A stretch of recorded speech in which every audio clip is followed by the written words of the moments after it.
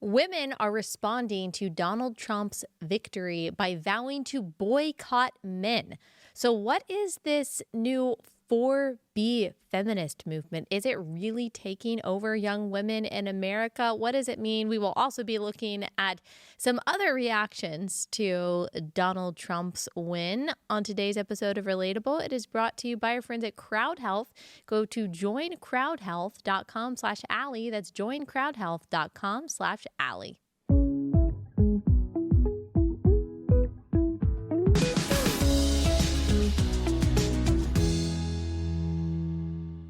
Hey guys, welcome to Relatable. Happy Thursday. Hope everyone has had a wonderful week so far. We are going to talk today about this crazy response to Donald Trump winning by women. The women are not doing well. They're not all right. And so they are claiming to be forming a new movement, a new resistance movement that actually looks a lot like the Christian sexual ethic.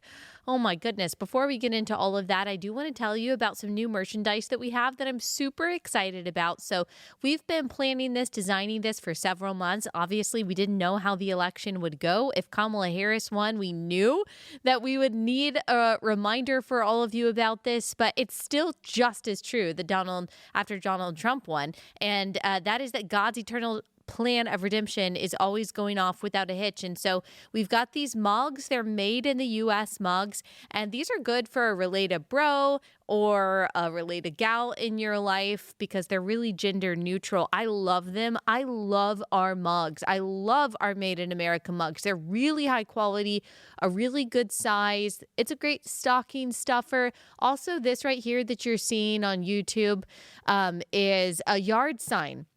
So with all of the dumb yard signs that you see out there, like we believe in science, and really they mean like men becoming women and all of the dumb stuff that you see on liberal yard signs, we've got this. God's eternal plan of redemption is always going off without a hitch. Like we're not yard sign people, but I'm going to put this in front of my house because I just love it so much. And so get your yard sign because this is always true. And it's such a good reminder. It's also a great way just to share the gospel message with the neighbors around you. So you can go to alliemerch.com. You can use code Allie10 for 10% off.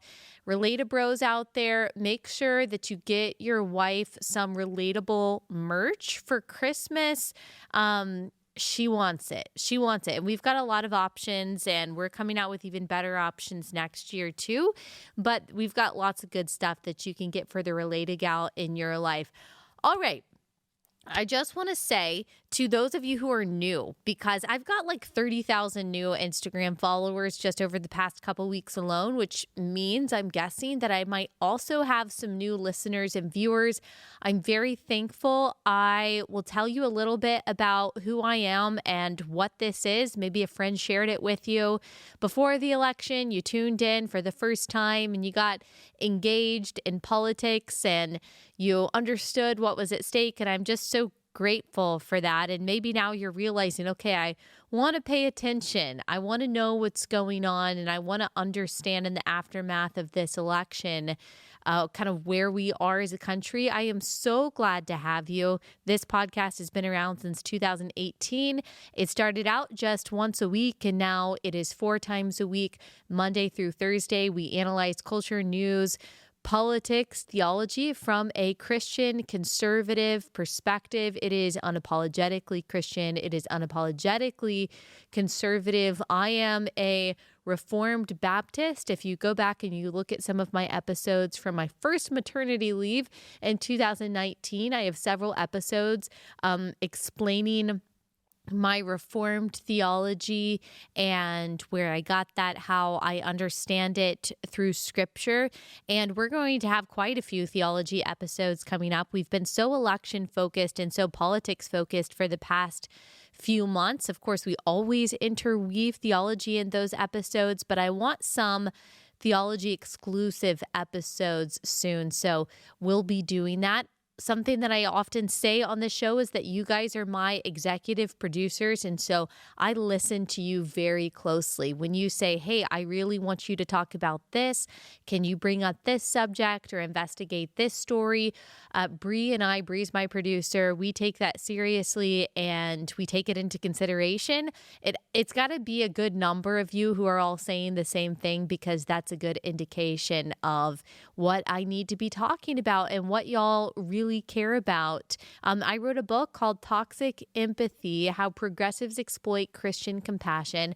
It's my second book, and it is a New York Times bestseller. Very grateful for that. I pushed for it to come out before the election on October 15th because I wanted you guys to not only be able to read it, but to share it with as many friends as possible. And it's not just an election book. This is a book for Christians, especially Christian women, to understand, I think, 5 of the biggest political, cultural issues and what I believe the Bible has to say about them.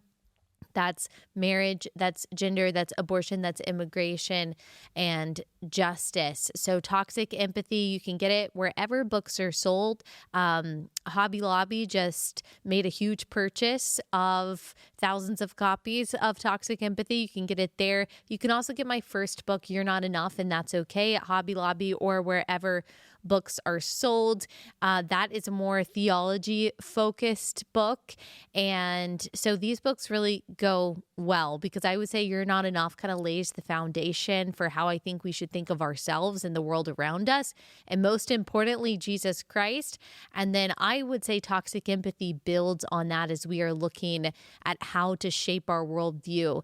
Obviously, I am a fallible, finite person, and so I don't claim to understand every issue perfectly and fully, but I am just a Christian mom of 3 trying to navigate the craziness and the chaos of our culture with as much clarity and courage as I possibly can. And I love taking you guys along with me. I this year had an incredible women's conference, our first ever women's conference called Share the Arrows. And we announced it, I think it was the end of May. And we were hoping that we would get 1,000 women to come. It was a Christian conference, not political. We didn't talk about politics. I just wanted women to hear uncompromised truth about the culture and about the issues that we face. And we sold more than 1,000 tickets in the first 12 hours. And so we knew we were going to surpass our goal. And so we got to about 4,000 women who showed up at a church in Dallas, Texas, to all sing and worship and learn and be encouraged together. We will have another Share the Arrows next year. The tickets are not on sale. We haven't made that announcement yet because we are still working on those details. But it was so clear to everyone there that this was a movement. Everyone who worked on it, whether it was on the Blaze side or whether it was on the church side, the volunteers, it was a spirit-filled day, and everyone was in a constant state of, wow, I can't believe what God is doing. Women are hungry for truth. We are tired of the wishy-washiness of so much, not all, but so much of women's ministry, and we are ready to be bold and courageous in the Lord. And so that's kind of what Relatable is. That is who I am. And I always also say that I've got the best audience in the world. I've got the best audience in the world because I do. I've got the kindest and most engaged and the smartest and wisest audience out there. I just do. This audience is unique because political shows, especially on the right, are male-centric. Nothing wrong with that. That's just the truth. Most political shows have a predominantly male audience, whether the host is female or male. And we do have and love our Relatable, absolutely. But this is a hugely female audience, and I've worked really hard on that, and I'm grateful for that. And I want to get as many Christian women listening to the show and watching this show as possible. And so if you want to join the best and the kindest audience ever, the kind of people that you would let babysit your kids, the kind of people that you hope that you're sitting next to on a flight, the kind of people that would give you the shirt off their back and show you generosity and kindness, who have raised thousands and thousands of dollars and donated thousands and thousands of items to pro-life pregnancy centers across the country just because they want to save babies, then you should join this audience. We have a lot of fun, but we talk about really, really serious things because I want to be equipped and I want to equip you. And just because Donald Trump won doesn't mean that we're not going to face a lot of opposition, that we're not going to have to share the arrows of the enemy together, because we absolutely are. There is a spiritual battle that is at play, and now is the moment for Christian courage. And now is the moment for us not to be apathetic just because the presidency went the way that we wanted it to, but actually now is the time to double down on our efforts to disciple our kids in the next generation and what is good and right and true. And to do that, we kind of have to understand the cultural landscape and where we are and the movements that are at play. And so I want to check up on feminism, see how feminists are doing in light of Donald Trump's victory. But first, let me pause. Tell you about our first sponsor for the day. And the first sponsor is America's Christian Credit Union. America's Christian Credit Union is a bank that serves godly people like you. You don't have to worry about them not working with you because of your beliefs. Unfortunately, that's happened to people. ACCU was started by pastors to serve their congregations. Now they've expanded across the country. They are also partnering with another one of my sponsors, Every Life, the only pro-life diaper company. ACCU will donate a box of Every Life diapers to a Christian pregnancy resource center for every new member who opens a checking account with them before January 31st. So it's really a win all around. All you have to do is go to americaschristiancu.com/Allie. Use code Allie when you apply. They will pay you a $100 bonus if you use my code. America's Christian Credit Union is federally insured by the NCUA.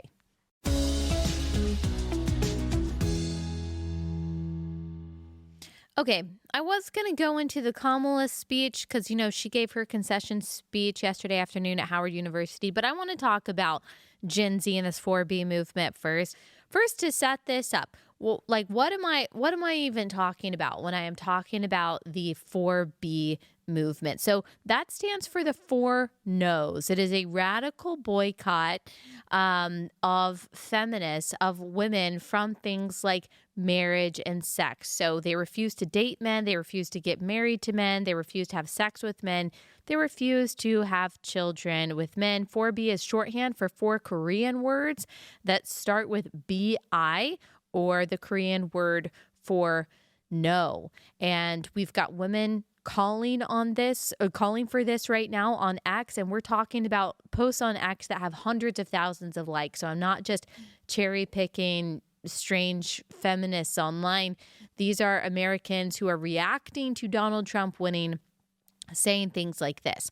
Ladies, we need to start considering the 4B movement like the women in South Korea and give America a severely sharp birth rate decline. Well, we're already experiencing that right now. So she says no marriage, no childbirth, no dating men, no sex with men. We can't let these men have the last laugh. We need to bite back. And here is a response to that also has almost 20,000 likes on it and thousands of retweets or reposts. Reminder that the 4B movement and the separatist movement in general isn't just about avoiding men. It's also about supporting and investing in women. Seek out relationships with women, women-owned businesses, women-made media, etc. Surround yourself with women and our culture. Oh my goodness, how radical.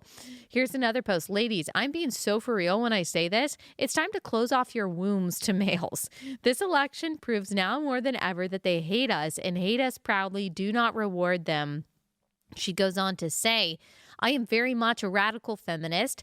I just don't talk about it much, but I am literally so serious. Guard your womb. Seriously. Guys, she's serious. She's literally so seriously serious. If you choose to be with a male, make sure he actually values and respects you as a human effing being. This is ridiculous. 4B movement. This is 107 likes, 22,000 reposts. No sex, no childbirth, no dating, and no marriage with men. The women in South Korea are doing it. It's time we join them. Men will not be rewarded, nor have access to our bodies. Okay? Someone else says, block out male opinions. This is not just happening on X. This is also happening on TikTok, an app that I have never, ever opened in my life. Here is SOT 2. I personally think that if all of these men are voting to take our rights away, they don't deserve to touch a woman for the next 4 years. So, hope you thought that through, you guys. Okay, I'm not really sure if that's if that's a major problem that some of these women are having, that men are just so all over them that they have to be like, no, Donald Trump won, don't touch me. Here's a screenshot from a TikTok video. I think it's time for American women to participate in our own 4B movement. If men won't respect our bodies, they don't get access to our bodies. And here is SOT 3. Women, stop dating men. Stop having sex with men. Stop talking to men. Divorce your husbands. Leave your boyfriends. Leave them. They don't give a shit about you. And I promise you, come over to this side.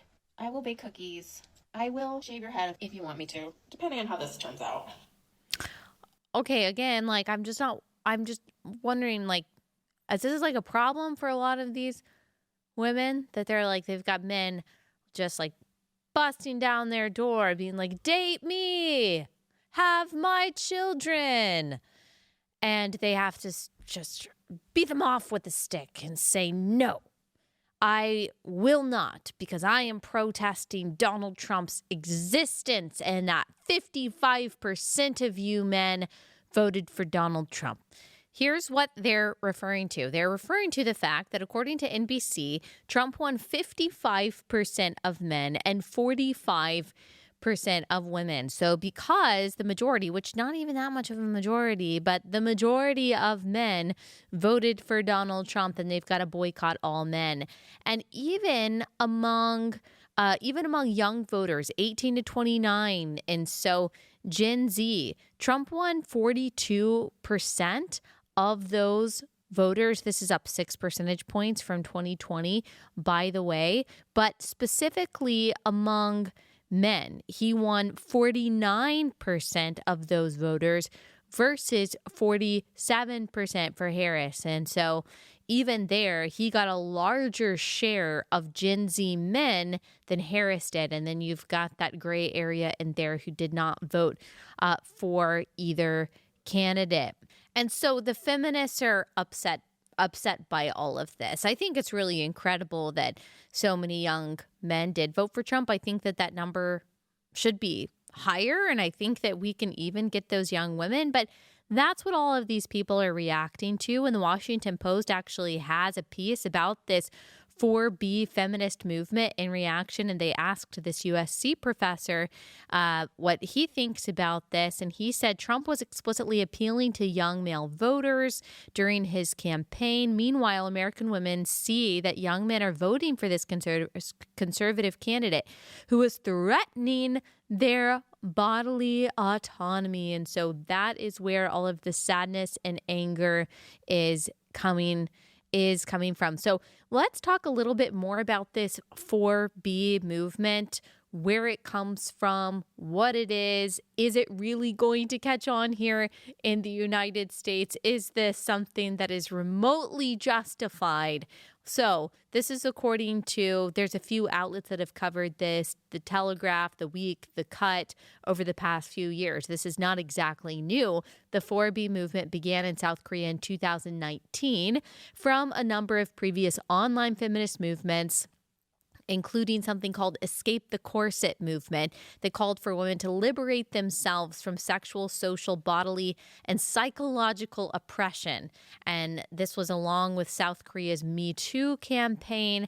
As with other South Korean digital feminist movements, one noteworthy aspect of the 4B movement is that its members frequently refer to themselves as anonymous women. So it really started as kind of like an online forum for women to freely discuss how to navigate and imagine life without men and creates a sense of solidarity among women. So really, it's like a female incel movement.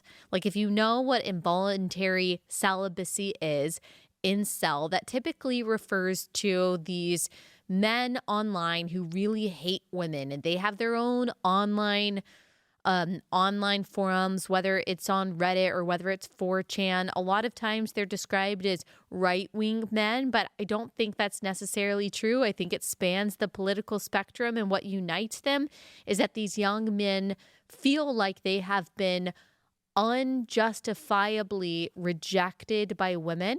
And so they comfort themselves by, instead of, evaluating their own faults and weaknesses, they chastise and castigate women and demean and degrade women. They will say that women are stupid, that women shouldn't be able to vote, that all women are sexually promiscuous, that they're not useful in any way. And of course, many of these young men are porn addicted and extremely violent, at least in their rhetoric. And so it's a small percentage of people, but certainly that has existed and grown over the past several years online. Well, this is the female version of that. Both of these groups like to imagine what the world would be like without the opposite sex. Of course, like this kind of thing goes all the way back to the Garden of Eden, the enmity between male and female, and even the power struggle between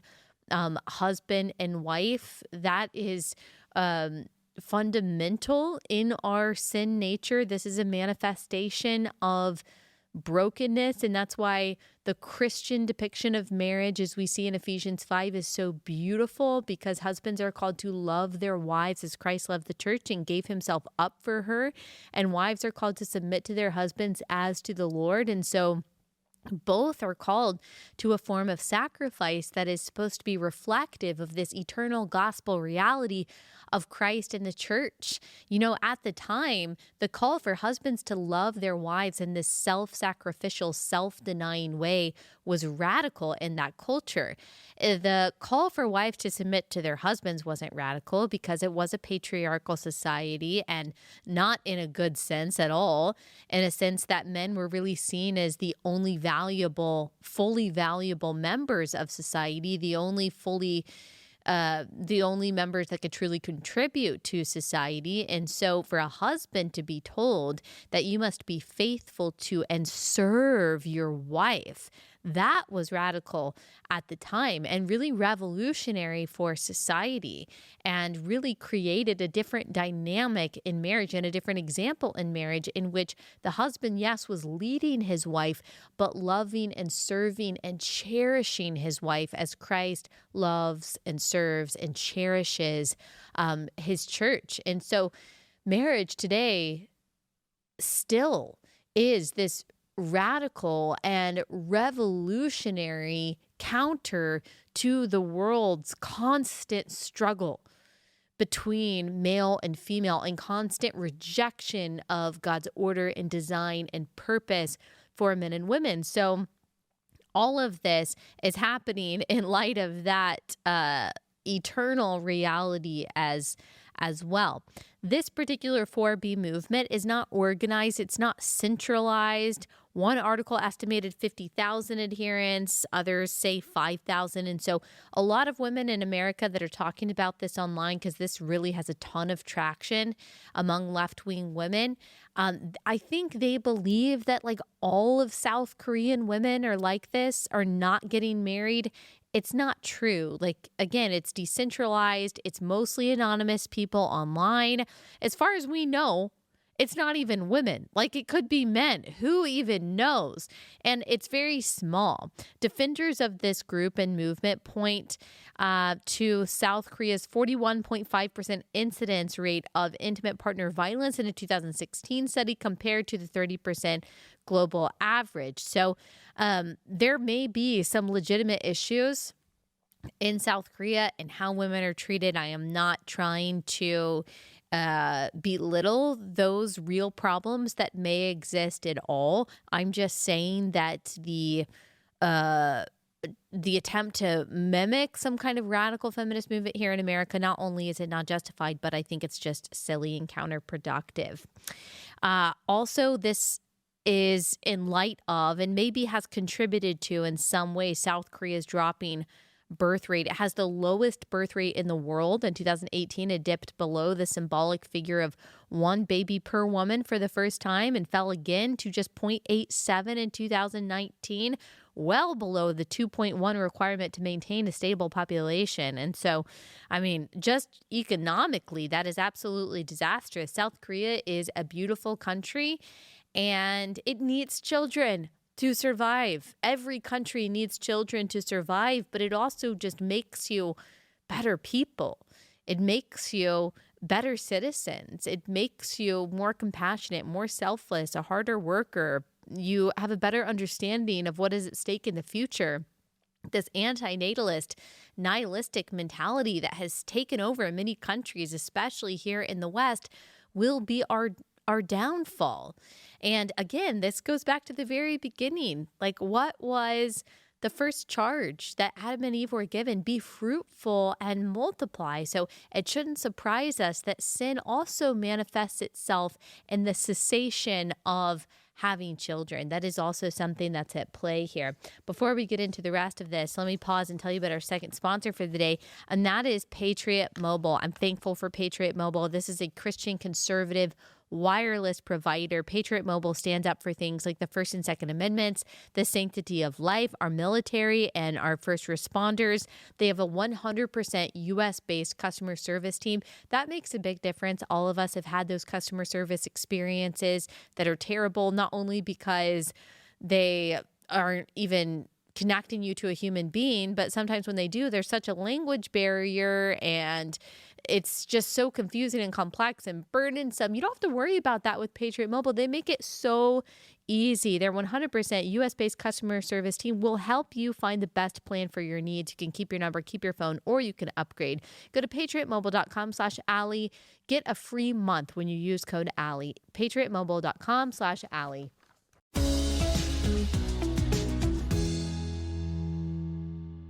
One TikToker with who posted something on the app that has over 900,000 likes. Oh my gosh.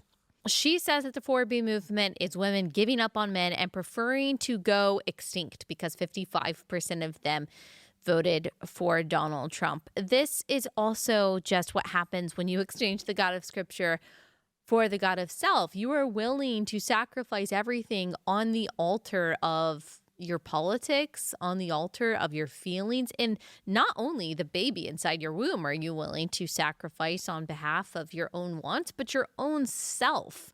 I mean, it is such a self-destructive and dehumanizing ideology. And what's the difference, by the way? Like, if you think men in the patriarchy are out to kill you and you are also out to kill yourself, like, what is the fight over if both ends in female extinction here?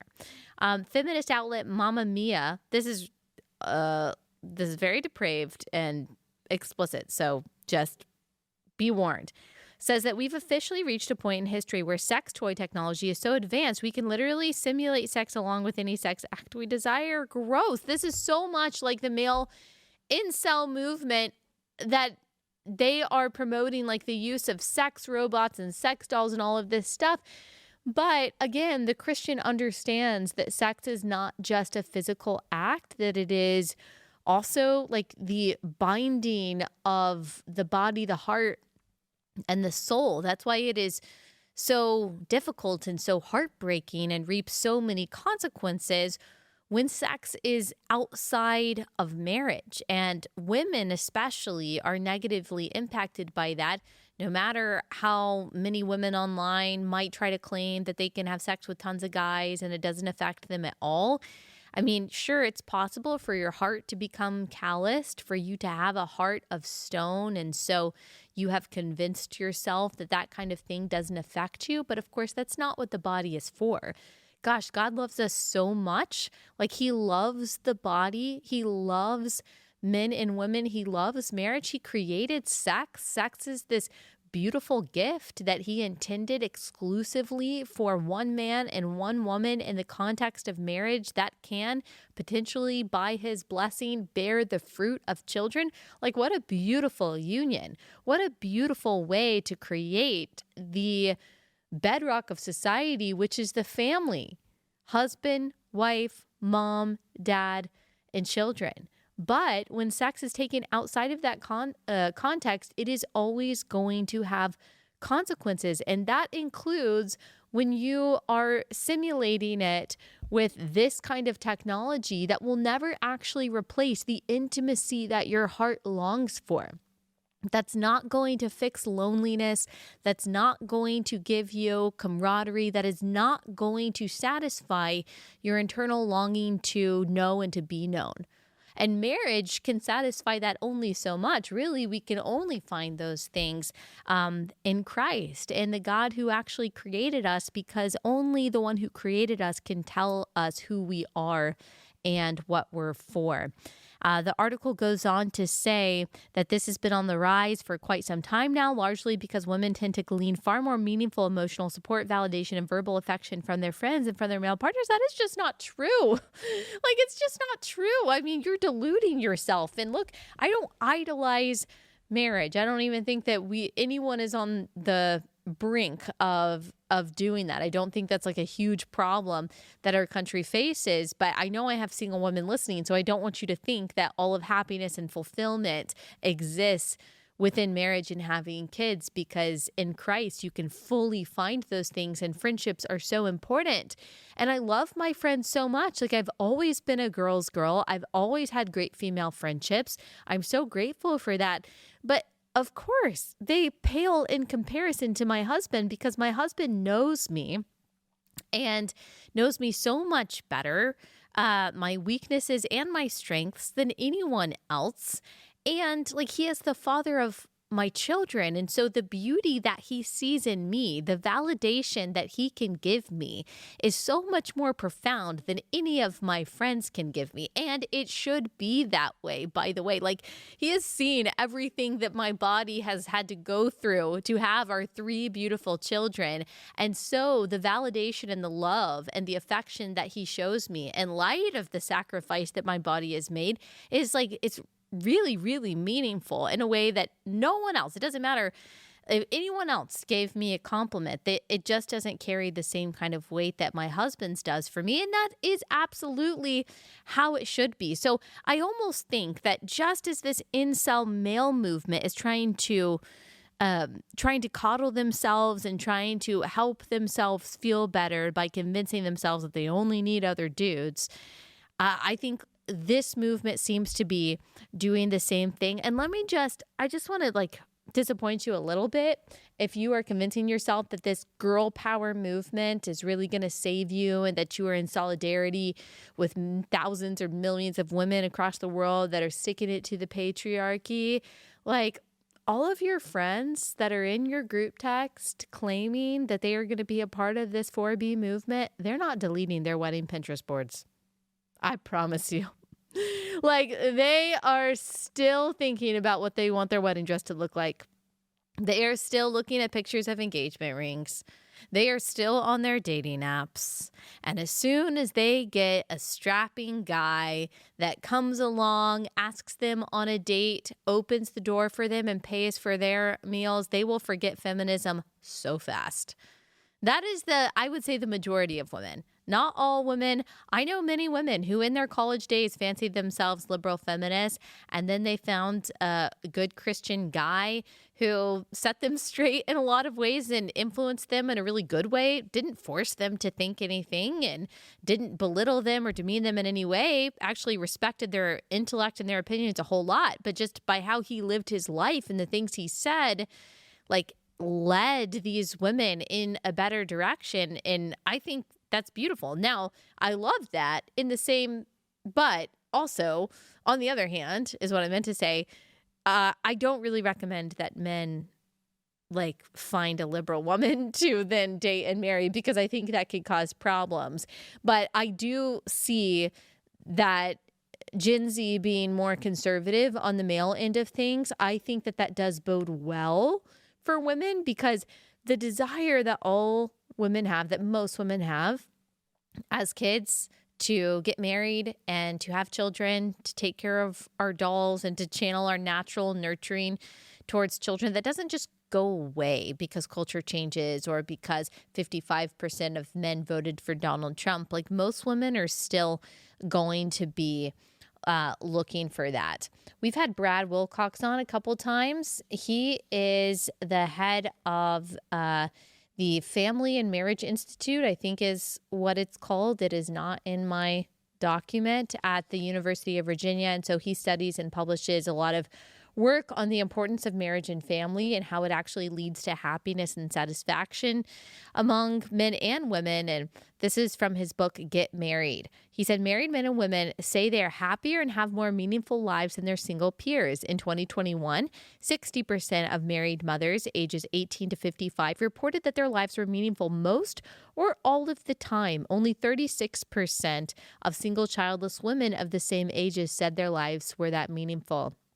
Looking again at women ages 18 to 55, 75% of married mothers reported in 2022 that they were either completely or somewhat satisfied with their lives, compared to 54% of single childless women. So it's just a lie that, oh, these married women, that they are feeling so oppressed and so trapped. Of course, I mean, there are women in bad marriages. I'm not saying that that doesn't exist, but in general, marriage and having children actually leads to overall satisfaction in your life. Lou in Alaska, she's someone that I've followed on X for a long time. She's a pretty fun follow. She said, the unhinged left. I hope every Republican woman gets pregnant with a baby she has to raise. All of my conservative female friends, OMG, me too. I love babies.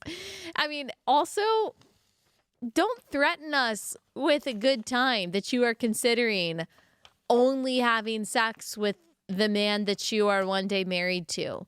Like, I am happy for you if you are no longer having like promiscuous sex with guys, with one night stands, guys that you meet on dating apps, your boyfriend. I don't want that for you. So if this leads you to not having sex, and then maybe one day you meet a Christian guy and you wait to have sex before you get married, I'm happy for you. I think that that is very positive. I think that is a great development. I was on a podcast and I was asked, like, if you could change one thing in the culture today that you think would help us go in the right direction, what would it be? And this was apparently a surprising answer. And I said, I would get rid of sex outside of marriage. I think if you got rid of sex outside of marriage, you would end most societal problems that we face today. Unwanted pregnancies, STDs, infidelity, broken homes, broken marriages, broken hearts, broken bodies. I mean, it wouldn't fix everything, but it would fix a whole lot. It'd fix a whole lot. And so thank you, 4B ladies, for helping contribute to that.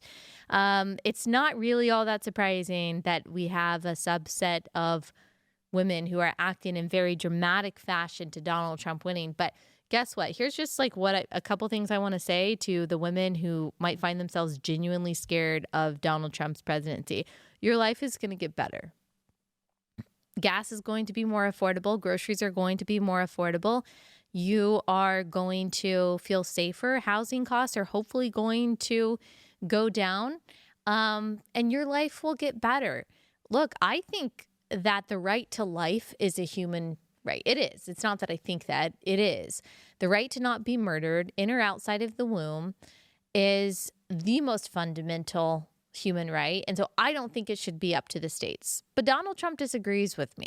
He thinks, okay, after Dobbs, it's up to the states. He's going to leave it at that. So that means that if it is so important to you, woman, to live in a place where you can have an abortion, if that is really as important as you people think that it is, which I think is sick and depraved, then you can move to a state that allows it. You know, there are 8 states that tragically allow abortion through all 9 months. Like, if it is like, let's test this. If you think that this is the most fundamental issue, the greatest issue then why don't you flee like a refugee to California or to Washington or to Oregon or to Illinois or to New York? If this is so important to you, is it really that hard for you to leave Arkansas and to move over a few states to New Mexico? I mean, we have people that try to flee North Korea to try to find a place that will protect their fundamental rights, and you can't even make a road trip from Arkansas to Missouri, where they now unfortunately will allow abortion through all 9 months. So I don't believe you when you say it's that important. Like if you're not even willing to move within your own country for that so-called right to choose. And so are you just being dramatic? Really think about that. And more importantly, think about the fact that those babies that you are crying and dying to kill are human beings with rights. But maybe now, because hopefully there will be fewer women having sex outside of marriage, maybe there will be fewer surprise and unwanted pregnancies. That would be a really good thing. All right, let me pause, tell you about our next sponsor for the day. And that is My Patriot Supply. All right, everyone needs an emergency food supply. You just never know what's going to happen with the supply chain. Any kind of catastrophe could happen at any point. And so you need to make sure that you have emergency food supply for you and every single member of your family. I love the emergency food supply kits from My Patriot Supply. Get a 3-month emergency food kit. These are 2,000 calorie a day meals that you need for you and every member of your family. If you go to preparewithallie.com, you'll get a discount on your 3-month emergency food kit. Go to preparewithallie.com.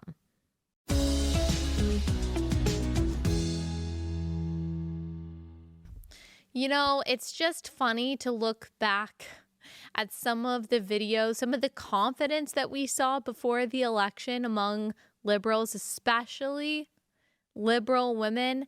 I'm not trying to gloat or anything. I'm just pointing out that they were gloating. Like, I wasn't confident enough to say Donald Trump's definitely going to win. I definitely had peace the day of. Every single Trump supporter I talked to that day was like, yeah, I actually weirdly feel good. Isn't that weird? We all kind of had the same feeling. I was sitting in church last Sunday thinking, I do not feel good. I feel really bad. I feel really nervous. And then for some reason on Monday and Tuesday, especially Tuesday, I felt so calm. And every Trump supporter I talked to was like joyful and peaceful that day. And it was strange. It was weird. I was like, maybe it's just because we're all around each other and so we're hyping each other up. But obviously we were right. Like our peace was well-founded, or our expectation anyway was well-founded. But there was some unfounded confidence on the other side, especially among women who said, oh, women are going to come out and vote in protection of our reproductive freedom. Here's SOT 13. Okay, so we're closing in on almost 5 p.m. Eastern time, and I've been tracking everything that's been going on across the country today. And my most important encounter was when I went out to get my champagne. I was talking to the guy in the store, of course, asking him, did he vote? And he said he did early voting, and he asked me if I early voted. And he asked me, why I was getting the champagne. And I said, because I'm going to be toasting Madam President tonight. And he just looked at me with kind of like a smirk on his face. And I said, she's going to win this, right? And he says, oh, well, it's very, very close. And I said, no, it's not. He says, well, what do you mean? I said, no, it's not. The women of America are making their voices heard. Reproductive rights is what it all comes down to. And the women are voting in numbers relative to men that are unbelievable. She's won this. And I said to him, she's going to take every one of the swing states plus Iowa.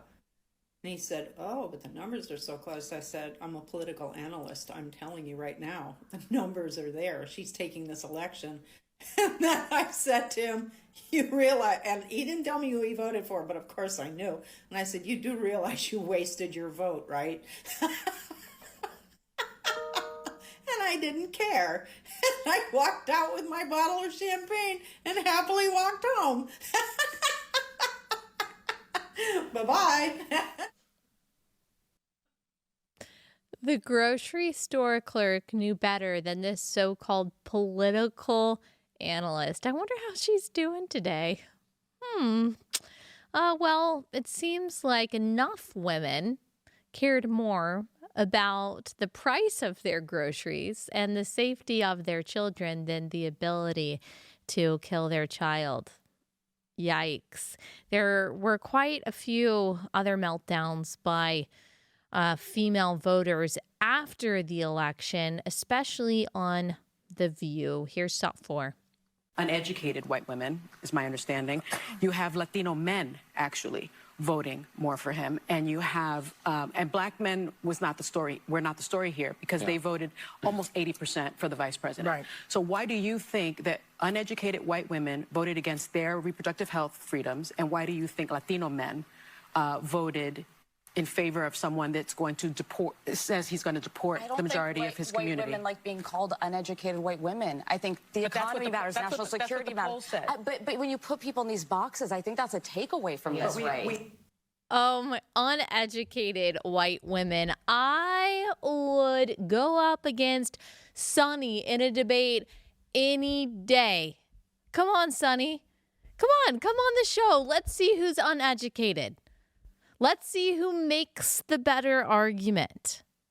Now, what she means by that is that women who have maybe fewer degrees, but we know in this country, because of the state of academia, that the number of degrees you have is not necessarily an indication of how smart you are. It is certainly not an indication of how wise you are. Like I or anyone in my audience, I would put up against any of the ladies on The View any day. And we could all get out our popcorn and we would have a really good time. Come on, all come on The View and we can see who is uneducated and who's not, Sonny. Now, these people are never going to learn. They're never going to learn. They lost the electoral vote. They lost the popular vote. They lost the Senate. It's looking like they lost the House. And they still do not see that they are the freaking problem. You, Sonny, are the problem. We don't like you. We don't want to be associated with you and people like you and the policies that you advocate for because they're bad and dumb. It doesn't take someone with a master's degree or a PhD to say, I don't think men are women. It really doesn't. And actually, if you are less likely to see that men can't become women, the more degrees you have, maybe actually you're getting dumber every year that you continue to go to school. Does that register? Does that make sense at all? But of course, white women always have to be the scapegoat because the majority of white women, a slim majority, but the majority of white women did vote for Donald Trump. And I will happily take credit for my tiny part in ensuring that Christians of all different races are voting for Donald Trump, but the majority of my audience is white women. And so I did my small part in this, and I am happy that it made Joy Reid angry. Here's thought 7. If you can't flip enough white women, and we've talked about this on this set numerous times, is that you have a state where you've got a 6-week abortion or a 12-week abortion. I think theirs might be 12 weeks. Yep. But it's a state where women lost their reproductive rights, where there was a very heavy push to get women to focus on not putting in place, re-electing, putting back into the White House the person who was responsible for taking those rights away and restoring them. But that message obviously was not enough to get enough white women to vote for Vice President Harris, a fellow woman. Yeah, because a lot of us don't want to vote on abortion. Like when you say you're voting for women or you're voting for your daughters and you're talking about the right to kill our daughters and our granddaughters, that's just not a convincing case. Like we don't want that right. We don't think that you should have legal access to be able to kill your kids and for your kids to kill your grandkids. We think that's a really bad thing. And by the way, some people also saw the truth that no matter who is president, like nothing is going to change with abortion. Like Kamala Harris getting into the White House wouldn't have changed anything about miscarriage care. She wouldn't have been able to change anything when it came to abortion. She doesn't have that power. That would have had to go through Congress. She was never going to have both chambers of Congress at the beginning anyway. And so that wouldn't have changed. She couldn't just restore Roe by a swipe of her pen or by a wave of her wand. That was never going to happen. Again, if you want to get an abortion, you can unfortunately still go to several states where that is fully legal. In some cases, through all 9 months of pregnancy. And so, no, it just wasn't very appealing. And Kamala Harris did everything she could to go after that white woman vote. I mean, I wonder how Kate Cox feels right now that you used your dead child that you traveled out of the state to kill because that child had special needs. Like, you used her to try to win elections, both Kamala's election and Colin Allred's election, for nothing. For nothing. Like, was it all worth it? It's very sad. And I pray for you, Kate Cox, because there's just something very, very deeply wrong there. Well, we've got Jimmy Kimmel, who is very, very upset by this. He's actually literally crying, talking about Donald Trump winning this election. Here's Sot 9. Let's be honest, it was a terrible night last night. It was a terrible night for women, for children, for the hundreds of thousands of hardworking immigrants who make this country go, for healthcare, for our climate, for science, for journalism, for justice, for free speech. It was a terrible night for poor people, for the middle class, for seniors who rely on Social Security, for our allies in Ukraine, for NATO, for the truth and democracy and decency. And it was a terrible night for everyone who voted against him. And guess what? It was a bad night for everyone who voted for him, too. You just don't realize it yet. Oh, I'm so scared. I'm so scared. I voted for Trump and terrible things are going to happen. Oh, no. My groceries will be more affordable. Boo-hoo. Also, it's a bad night for immigrants, and he starts, like, his voice starts trembling when he says that. Okay, again, it was 55% of Latino men that voted for Donald Trump, and a large segment of Latino women, too. All of the border counties in Texas voted for Trump and Cruz. Cruz had, like, a 38-point swing from 2018 when he ran last to this election among Latino voters. Unbelievable. Latino voters like Donald Trump. And they want illegal immigrants to be deported too, because many of them did it the right way.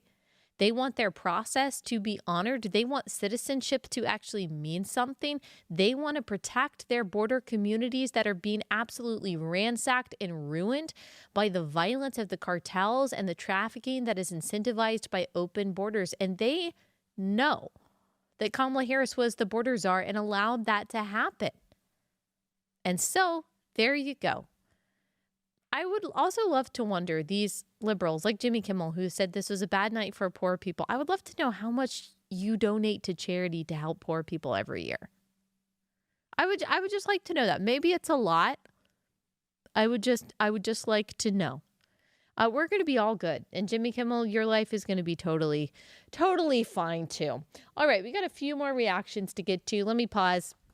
Tell you about our last sponsor for the day, and that is NetSuite. This is for you if you are a business owner. Over 38,000 businesses have future-proofed their business with NetSuite by Oracle, the #1 cloud ERP, bringing accounting, financial management, inventory, HR into one fluid platform. With one unified business management suite, there's one source of truth, giving you the visibility and control you need to make quick decisions. With real-time insights and forecasting, you're peering into the future with actionable data. You will be closing books in days, not weeks, so you're spending less time looking backward and more time on what is next. Speaking of opportunity, download the CFO's Guide to AI and Machine Learning at netsuite.com/Allie. The guide is free to you at netsuite.com/Allie.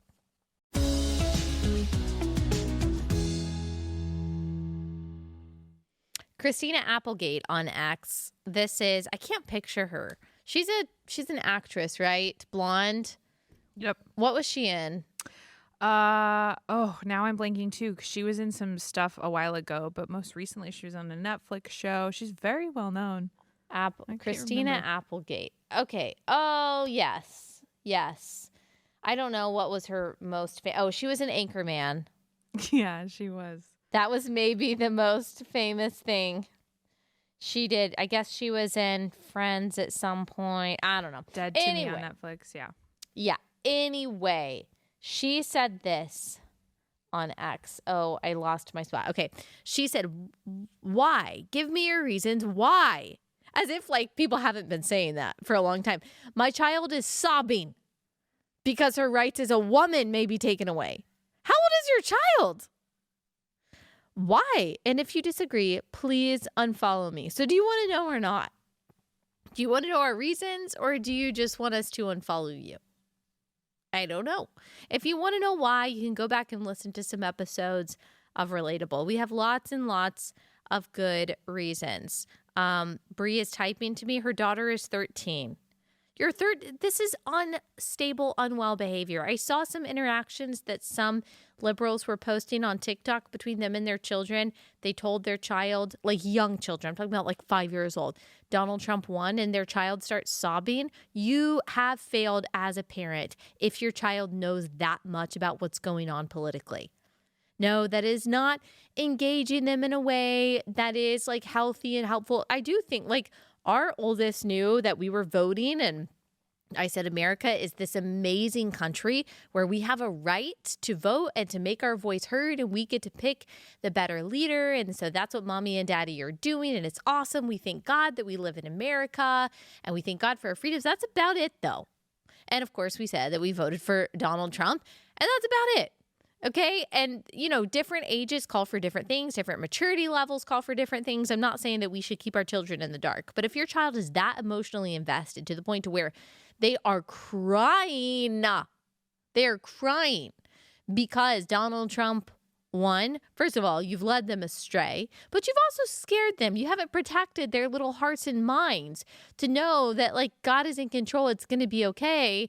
You know, no matter who won, no matter what side of the aisle you're on, they should not be like tuning in to MSNBC 13 hours a day like you are. That's not good. Like, allow them to be kids, involve them to a level that is appropriate, but also just like allow them to be kids. Now, I say all that and also know that I was the weird 8-year-old that was trying to stay up all night when it was George Bush versus Al Gore, and I didn't want to go to sleep, and my parents had to lie to me and say that George Bush won so I would go to bed.